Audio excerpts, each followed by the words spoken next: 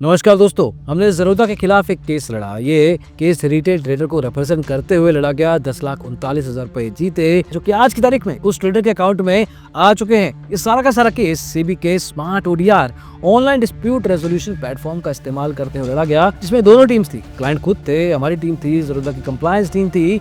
सब ने अपना अपना पक्ष रखा, डॉक्यूमेंटेशन रखी, रेगुलेटरी एविडेंस रखे, ट्रांजैक्शन लॉग्स रखे, मार्जिन डॉक्यूमेंटेशन, जो भी सब चाहिए होता है वो सब कुछ रखा गया। इसको पूरे केस को देखने के लिए एक्सचेंज की तरफ से एक आर्बिट्रेटर को अपॉइंट किया गया, जो कि एक न्यूट्रल पार्टी होती है, दोनों पक्ष को सुनती है, एक ऑर्डर पास करती है जो कि बाइंडिंग होता है। जो उन्होंने बोल दिया वो करना पड़ेगा। अभी केस क्या था? एक रिटेल ट्रेडर की ओपन पोजीशन को, लाखों रुपए की ओपन पोजीशन को ऐसे ही स्क्वायर ऑफ कर दिया गया, बिना किसी नोटिफिकेशन के, बिना किसी अलर्ट के। एंड फाइनली सारा का सारा रिस्पॉन्सिबिलिटी उसी ट्रेडर के कंधों पे डाल दिया गया। अब एक्चुअल में ये वीडियो किसी को टारगेट करने के लिए नहीं बनाया गया है। वैसे तो ये केस में ब्रोकर ज़रोधा है, लेकिन इस तरह की कंसर्न्स आपको इंडिया के ज्यादातर ब्रोकर्स में दिख जाएंगी, जो कि एक इवेंचुअल कंसर्न कहीं ना कहीं पे मैनुअल इंटरवेंशन के कारण आ जाता है। अब इस वीडियो में समझेंगे कि एग्जैक्टली केस क्या था, किस किस तरह से दोनों पक्ष ने अपना पॉइंट ऑफ व्यू रखा, और किस तरह से हमने प्रूव किया कि ऑब्जेक्टिवली, लीगली, लॉजिकली क्यों रिटेल ट्रेडर को अपना पैसा वापस मिलना चाहिए, और क्यों आर्बिट्रेटर ने 10,39,000 रुपए का ओवरऑल ऑर्डर रिटेल ट्रेडर के पक्ष पे रखा। Let's get started. अब इस वीडियो में क्लाइंट का नाम हम कॉन्फिडेंशियल रखेंगे। मान लेते हैं कि उनका नाम विजय कुमार है। विजय एक मैच्योर ट्रेडर है, एक्सपीरियंस्ड है, कमोडिटी में ट्रेडिंग करते हैं, काफी समय से करते हैं। उनका जो कैपिटल होता है, जो डिप्लॉयमेंट कैपिटल होता है, वो भी ठीक ठाक होता है, उनके एक्सपीरियंस के हिसाब से होता है, क्योंकि पोजीशंस को मैनेज करने का काम फ्यूचर्स एंड ऑप्शन कॉन्ट्रैक्ट्स में बहुत जरूरी है, स्पेशली सेलिंग में। अब इस केस में क्या था? 2 अप्रैल 2024 को विजय ने 6 लॉट्स की एक ओपन सेल पोजीशन बना रखी थी, जिसमें 24 मई का सिल्वर का फ्यूचर कॉन्ट्रैक्ट था, जिसकी एवरेज प्राइस 71,152 रुपए थी। इस पोजीशन में स्ट्रेटेजिक हेजिंग हो रखी थी, जिसके कारण टोटल डिप्लॉयड कैपिटल करीब 37,39,000 रुपए था। अब सब कुछ सही चल रहा था, लेकिन उसी रात की 10:33 पे क्या होता है? ब्रोकर उनकी पोजीशन को स्क्वायर ऑफ कर देता है, 6 के 6 लॉट्स को एग्जिट मार देता है, क्योंकि उनके आरएमएस रिस्क मैनेजमेंट सिस्टम ने नोटिफाई किया कि मार्जिन शॉर्टफॉल हो गया है, पोजीशन में हेज ब्रेक करके कुछ हो गया है, जो कि आगे चल के मैं आपको समझाऊंगा, जिसके कारण पोजीशन को स्क्वायर ऑफ करने के अलावा कोई रास्ता नहीं है। दिक्कत ये थी कि क्लाइंट को किसी भी तरह की नोटिफिकेशन नहीं दी गई, कोई अलर्ट नहीं दिया गया। 6 की 6 लॉट्स को स्क्वायर ऑफ कर दिया गया। हर एक लॉट का एवरेज प्राइस 76,910, मतलब एक लॉट पे 5,758 का लॉस। 6 लॉट्स में 30 की क्वांटिटी के हिसाब से टोटल लॉस हुआ 10,39,000 रुपए। और ये सिर्फ एक ट्रेडिंग लॉस नहीं था, ये एक एक्चुअल मिस कैलकुलेशन थी, जो कि आगे चल के ज़रोधा ने भी मानी कि अगर 6 की बजाय 4 लॉट्स को स्क्वायर ऑफ कर देते तो शायद उसी में ही मार्जिन शॉर्टफॉल का कैलकुलेशन बन सकता था। लेकिन सबसे पहले समझते हैं कि स्टोरी क्या है, इवेंचुअली हुआ क्या था। अब सारा कंसर्न 2 अप्रैल 2024 का ही है। जिस ट्रेड में 10,39,000 का लॉस हुआ, उससे पहले भी कुछ ट्रेड्स हुए थे, जो कि ऑलमोस्ट सिमिलर नेचर के थे। मतलब क्या है? सबसे पहले सुबह चलते हैं 10:07 पे विजय ने उठते ही एक सेल लिमिट ऑर्डर लगाया 375 क्वांटिटी का सिल्वर 24 अप्रैल के फ्यूचर कॉन्ट्रैक्ट का। अब ये ऑर्डर प्लेस करते ही इसमें हेज लग रखा था, वो हेज ब्रेक हो गया, जिसके कारण मार्जिन का रिक्वायरमेंट बढ़ गया, 47 लाख रुपए तक पहुंच गया। अब आगे बढ़ने से पहले ये समझ लेते हैं कि ये हेज ब्रेक आखिर होता क्या है। एफएनओ ट्रेडिंग में जब भी आप एक हेज्ड पोजीशन बनाते हैं, मतलब आपने बाय पोजीशन भी बना रखी है, सेल पोजीशन भी बना रखी है, तो उस केस में ब्रोकर और एक्सचेंज आपको मार्जिन बेनिफिट देते हैं, क्योंकि रिस्क वाइज आपने दोनों तरफ से बैलेंस कर रखा है। लेकिन अगर आपने एक तरफ की, चाहे बाय साइड की चाहे सेल साइड की पोजीशन को एग्जिट कर दिया, कैंसिल कर दिया, तो उस केस में जो आपको मार्जिन बेनिफिट मिला हुआ था वो मिलना बंद हो जाएगा। आपको पूरा मार्जिन डालना पड़ेगा, मतलब हेज आपका ब्रेक हो गया। अब यही कंसर्न विजय की उसी 10 बज के सुबह वाली 10:07 की ट्रेड में हुआ। सिस्टम ने अलर्ट भेजा, नोटिफाई किया कि आपका मार्जिन शॉर्टफॉल हो रखा है, आपका 47 लाख रुपए तक का पहुंच चुका है, तो आपको या तो मार्जिन देना पड़ेगा, नहीं तो पूरी की पूरी पोजीशन काट देनी पड़ेगी। अब ये सारा का सारा कैलकुलेशन एक ब्रोकर का आरएमएस सिस्टम करता है, रिस्क मैनेजमेंट सिस्टम।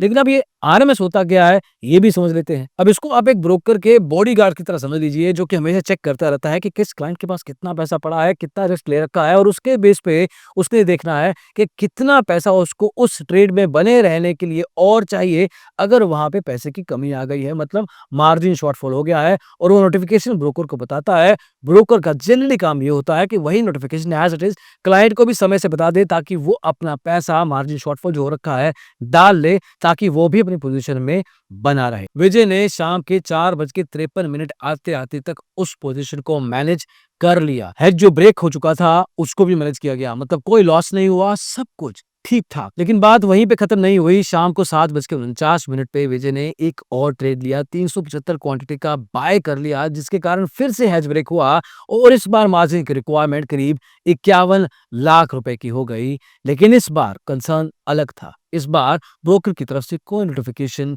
कोई अलर्ट नहीं आया। विजय को किसी भी तरह से आइडिया नहीं हुआ कि उसकी पोजीशन में हेज ब्रेक हो चुका है और उसको मार्जिन डालना अभी मैंडेटरी है। अब इसके बाद ब्रोकर ने क्या किया? रात के 10:33 पे जब ब्रोकर के आरएमएस सिस्टम ने 6 लॉट्स को as it is square off कर दिया। मतलब विजय को कहा गया कि 10,39,000 रुपए का लॉस आपके अकाउंट में हो चुका है। लेकिन तभी कुछ मिनटों के अंदर ही आरएमएस ने फिर से कैलकुलेट किया और उसमें देखा गया कि 2 लॉट्स को एक्स्ट्रा स्क्वायर ऑफ कर लिया गया है। उनकी पोजीशंस को रीइंस्टेट कर दिया गया और वापस से 4 लॉट्स को स्क्वायर ऑफ रखा गया। लेकिन ओवरऑल नेट लॉस 10,39,000 रुपए हो ही चुका था। अभी कोई सिंपल मिसकम्युनिकेशन नहीं थी, एक सिस्टम फेलियर था, क्योंकि सुबह तो अलर्ट भेजा गया था और विजय ने अलर्ट आने के बाद वही किया जो कि उसको एक एक्चुअल एक्टिव रिटेल ट्रेडर को करना चाहिए। लेकिन यही सेम चीज शाम की ट्रेड में क्यों रिपीट नहीं की गई? इनफैक्ट विजय ने ब्रोकर के कस्टमर सपोर्ट को भी अप्रोच किया, वहां पे भी किसी तरह का सोल्यूशन नहीं मिला।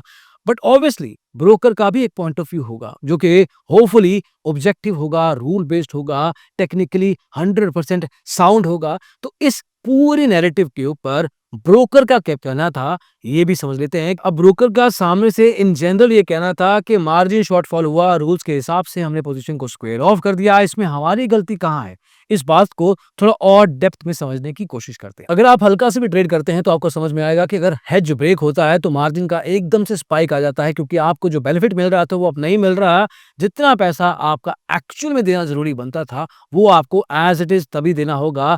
अब इस केस में ज़रूरत का कहना था कि हमारे आरएमएस ने एक्चुअल रूल बुक में लिखे हुए रूल्स को ही फॉलो करते हुए जो किया वो एज इट इज, इसके अलावा कोई और ऑप्शन था ही नहीं। अगली बात थी नोटिफिकेशन की। ब्रोकर का कहना था कि यार सुबह अगर आपकी पोजीशन में हेज ब्रेक हुआ था तो हमारे सिस्टम ने आपको नोटिफाई किया तो था। अब यही सेम चीज हम दोबारा नहीं कर सकते, क्योंकि हमारा आरएमएस सिस्टम हर 5% के कैप पे काम करता है। इसका मतलब क्या है? मतलब अगर 100% मार्जिन शॉर्टफॉल हुआ है तो अगला नोटिफिकेशन 105% पे जाएगा, उसके बाद 110%, उसके बाद 115%।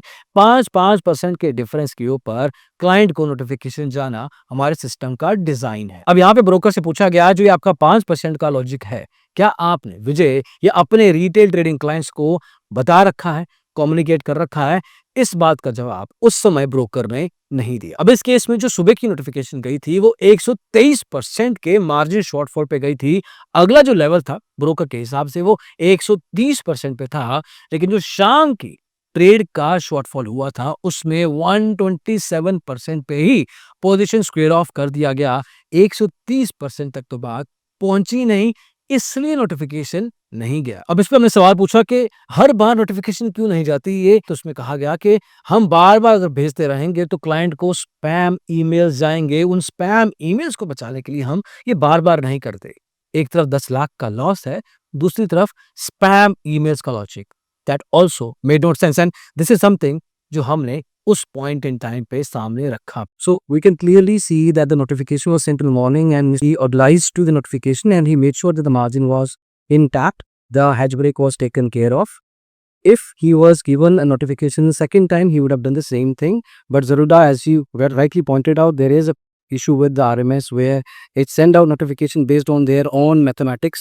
125% in spam email. Sir, we are talking about 10 lakhs of loss here and we are worrying about that the client may get spam emails. It doesn't make any logical sense first of all. Secondly, and this is a bigger problem, this cleared off all the positions he had.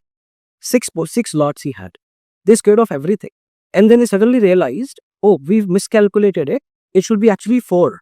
Then they put 2 positions back in order. Imagine if this had been 60 lots, 600 lots. और सबसे अंत में आया broker का सबसे strongest point. उनका कहना था कि जब आप क्लाइंट केवाईसी करता है, अकाउंट ओपनिंग फॉर्म में सब कुछ डिटेल्स डालता है, तो उसमें एक टर्म एंड कंडीशन लिखी होती है जो कि हमारी वेबसाइट के ऊपर भी है, जो कि कहती है कि अगर क्लाइंट का मार्जिन शॉर्टफॉल होता है तो ब्रोकर बिना नोटिफिकेशन, बिना किसी अलर्ट के मार्जिन शॉर्टफॉल के टाइम पे पोजीशन को स्क्वायर ऑफ कर सकता है।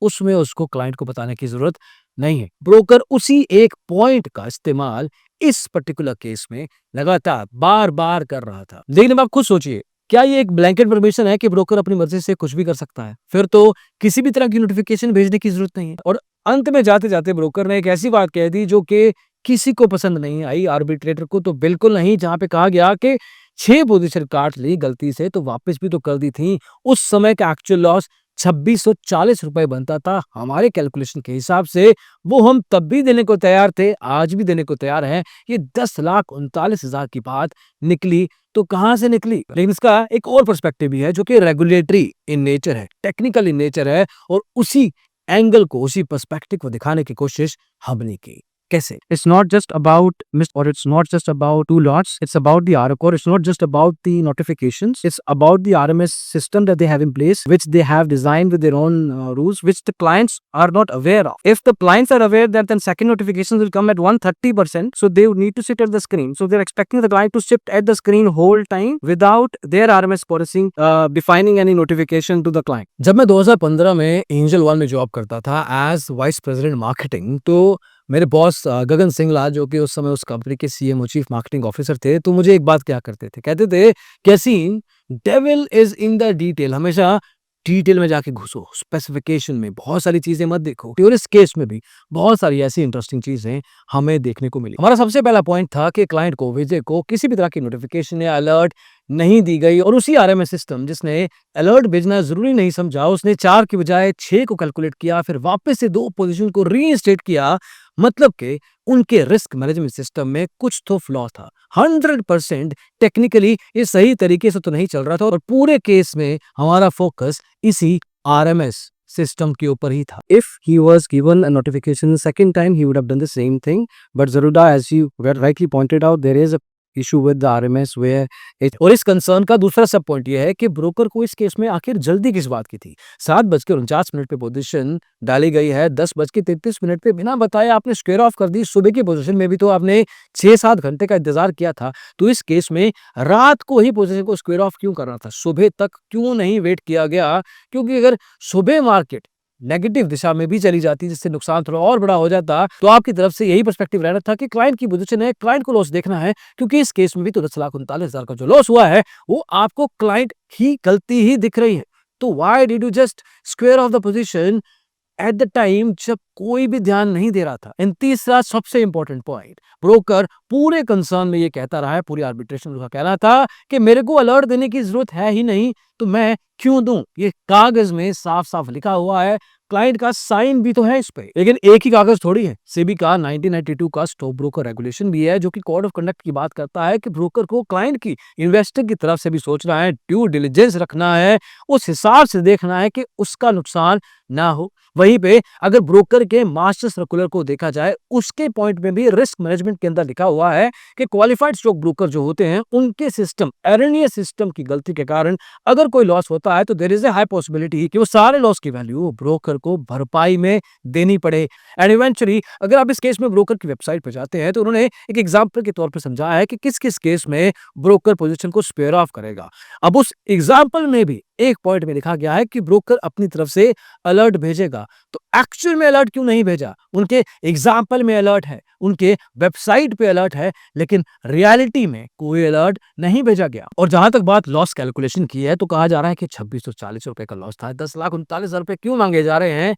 मतलब आपने 4 की बजाय 6 लॉट्स को स्क्वायर ऑफ कर दिया अपने मिसकैलकुलेटेड आरएमएस के कारण। अब दोनों साइड्स की बात को सुनने के बाद, आर्ग्यूमेंट्स को देखने के बाद, रेगुलेटरी एविडेंसेस को देखने के बाद, आर्बिट्रेटर को यह फैसला करना था कि क्लाइंट का जो क्लेम है, क्या वो वैलिड है और वो क्लेम क्या ब्रोकर ही कॉम्पनसेट करेगा। अब इस केस में सबसे पहले पॉइंट में आर्बिट्रेटर ने सुबह की ट्रेड को नोटिफाई किया। उन्होंने देखा कि ब्रोकर ने अलर्ट भेजा, क्लाइंट ने वही किया जो उसको करना चाहिए था। दोनों का फायदा, दोनों का नुकसान नहीं हुआ। लेकिन शाम की ट्रेड के अंदर अलर्ट नहीं भेजा गया। ब्रोकर ने वही किया जो उसके नुकसान को बचाता था, उसने वो नहीं किया जो कि क्लाइंट को नुकसान से बचा सकता था। And that is where the conflict of interest arises. दूसरा point, alert notifications. RMS system किसके लिए बनाया गया है? ये आर्बिट्रेटर का सवाल था। अगर ब्रोकर को नोटिफिकेशन जा रही है तो क्लाइंट को भेजी क्यों नहीं जा रही, और सुबह भेजी जा रही है तो शाम को क्यों नहीं? मतलब अगर क्लाइंट के पास ये नोटिफिकेशन होती, क्लाइंट को ये इंफॉर्मेशन मिलती, तो ये सारी की सारी रिस्पॉन्सिबिलिटी क्लाइंट के कंधों पे डाली जा सकती थी। इसके अलावा आर्बिट्रेटर ने मार्जिन के टाइप की बात भी पूछी कि मार्जिन अपफ्रंट था, नॉन अपफ्रंट था, क्योंकि उसमें भी कितना मार्जिन शॉर्टफॉल पे कितना समय देना चाहिए ये डिसाइड होता है।